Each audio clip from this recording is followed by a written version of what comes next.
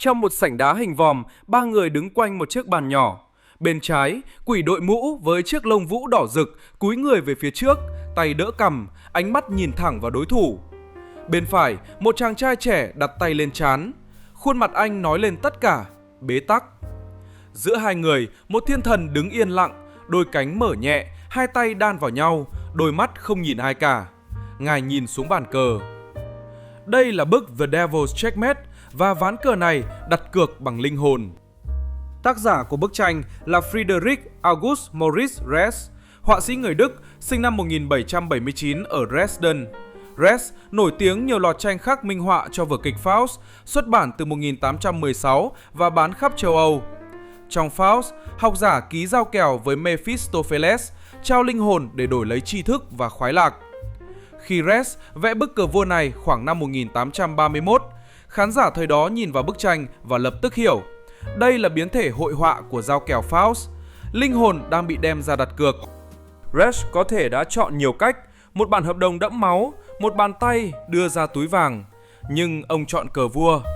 Vì cờ vua trong văn hóa châu Âu thế kỷ 19 không chỉ là trò chơi, nó là ẩn dụ cổ xưa nhất về cuộc đời. Từ thời Trung Cổ, người sắp lâm chung được vẽ như đang chơi cờ với tử thần.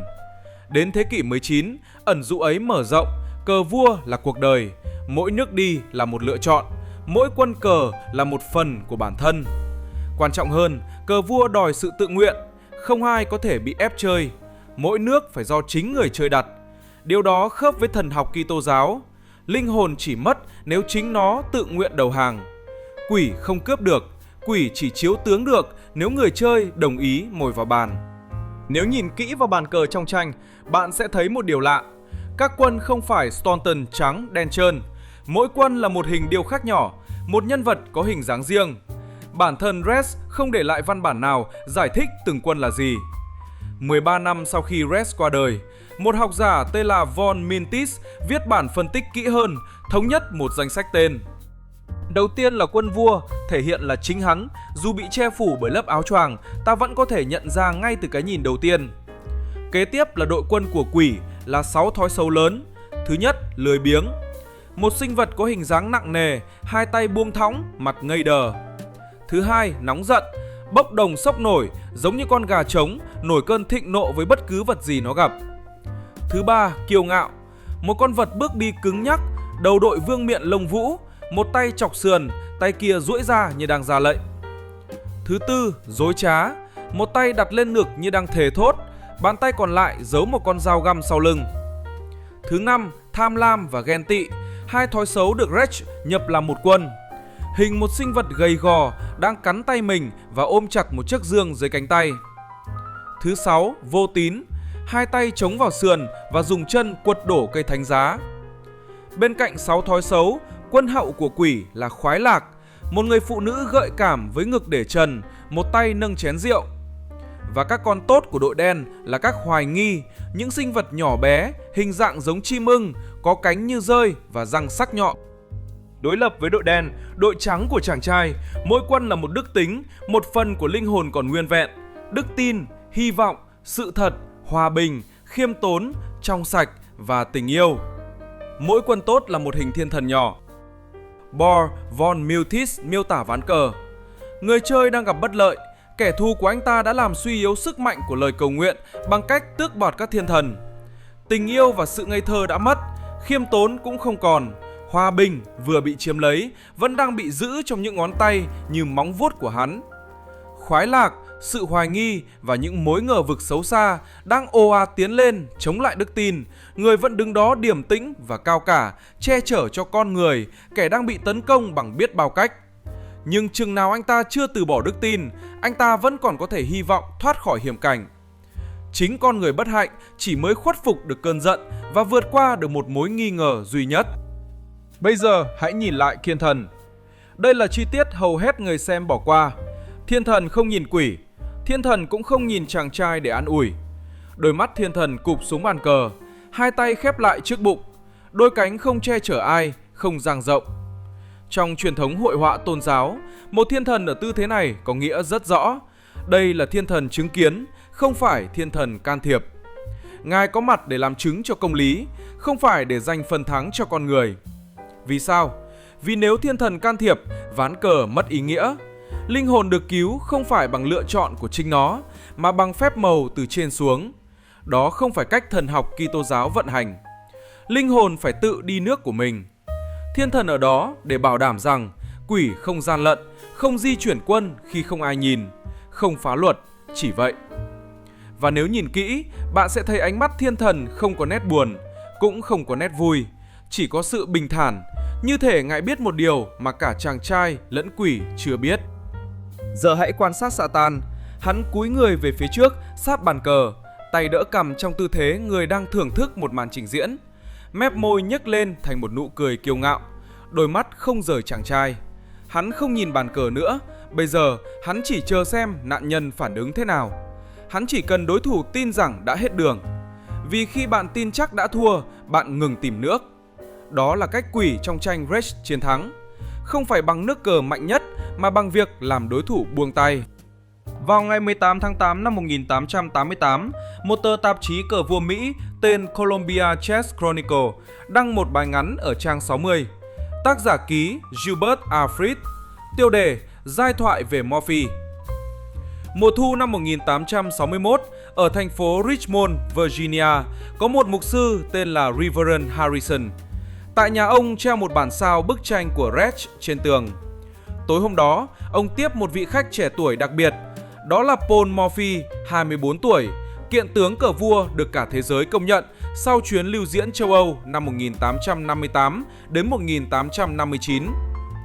Theo lời mục sư Harrison, trong bữa tối, ánh mắt Morphy bị bức tranh trên tường cuốn hút. Anh nghiên cứu nó một lúc. Theo nguyên văn lời Harrison, ông Morphy đã nói bằng giọng điềm tĩnh nhưng trang nghiêm rằng ông tin mình có thể nhận vị trí của chàng trai trẻ và thắng ván cờ. Khi bài báo ra mắt, tin tức lan nhanh như cháy rừng. Điều này rất hợp lý vì tên gốc của bức tranh tiếng Đức là Die Schachspieler, nghĩa là những người chơi cờ, chứ không phải checkmate như mọi người vẫn gọi. Tuy nhiên cũng có một số độc giả nghi ngờ, vì sao một sự kiện chấn động như vậy tới tận gần 30 năm mới được kể? Vì sao chính Morphy chưa bao giờ nhắc đến nó? Đến ngày 20 tháng 11 năm 1888, chính Reverend Harrison, người chủ nhà tối hôm đó, viết một bức thư gửi cho tạp chí. Ông xác nhận câu chuyện và ông bổ sung một chi tiết quan trọng mà bài báo đầu không nhắc tới. Morphy không chỉ tuyên bố, anh đã chứng minh. Morphy đã nhận quân của chàng trai và chơi với từng vị khách theo thứ tự và thắng tất cả. Như vậy, câu chuyện có văn bản ghi lại, có nhân chứng xác nhận và có chi tiết cụ thể. Nhưng vẫn còn một vấn đề. 27 năm là quãng thời gian dài. Ký ức có thể mơ hồ lẫn lộn và Morphy đã không còn để xác nhận hay đính chính. Trong những năm gần đây, nhiều người yêu hội họa và yêu cờ vua đã thử tìm cách chứng minh giai thoại ấy.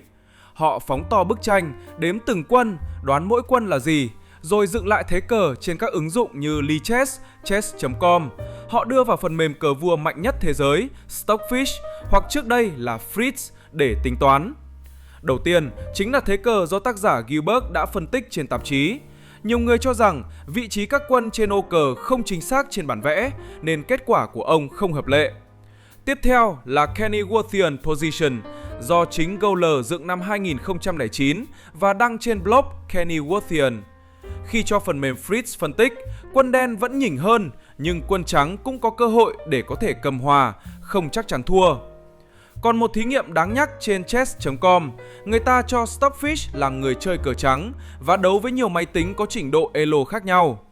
Kết quả là Jimmy 600 thua ở nước đi thứ 11, Nelson 1300 thua ở nước đi thứ 9, Wally 1800 thua ở nước đi thứ 17, Nora 2200 thua ở nước đi thứ 19, Luke AI 2500 hòa sau 75 nước đi, Paul Morphy 2600 hòa sau 118 nước đi. Vì sao không có một đáp án chính xác? Vì câu hỏi sai từ đầu. Bức tranh của Reich không có một thế cờ duy nhất. Như tôi đã nói, các quân trong tranh không phải Staunton. Chúng là những thói xấu và những đức tính được điêu khắc thành các biểu tượng. Khi bạn nhìn vào một quân của quỷ, Bạn không thể nói chắc đó là tượng, mã hay là xe. Bạn chỉ thấy một thói xấu. Mỗi nhà phân tích nhìn vào sẽ đoán khác nhau. Người này bảo tham lam đứng ở ô A1 là quân xe. Người kia thấy đó là quân hậu. Người này đếm được 6 quân tốt, người kia chỉ thấy 5. Không có bản vẽ thế cờ hay giải thích của chính tác giả. Cái mà chúng ta có chỉ là một ấn tượng hội họa, các biểu tượng mang tính ngụ ngôn. Vì vậy khi ta cho AI phân tích thế cờ, thực ra ta đang cho AI phân tích cái mà người tái dựng cho rằng họ nhìn thấy. Đó là một phỏng đoán và là một thiên kiến. Nếu người tái dựng tin Morphy đúng, họ vô thức xếp quân theo cách dễ cứu. Nếu họ tin Morphy sai, họ xếp quân khó cứu hơn. Bức tranh càng được phân tích, càng trở nên khó nắm bắt. Việc Morphy thực sự tìm ra một nước cờ chắc thắng thì không có cách nào xác minh nữa. Bộ cờ tối hôm đó không được lưu lại. Một điều chúng ta cần chú ý là những người từng thi đấu với Morphy vào thế kỷ 19 khó có thể di chuyển chính xác như máy. Họ phạm sai lầm, họ do dự, họ bị áp lực bởi việc đang ngồi đối diện với chính Paul Morphy.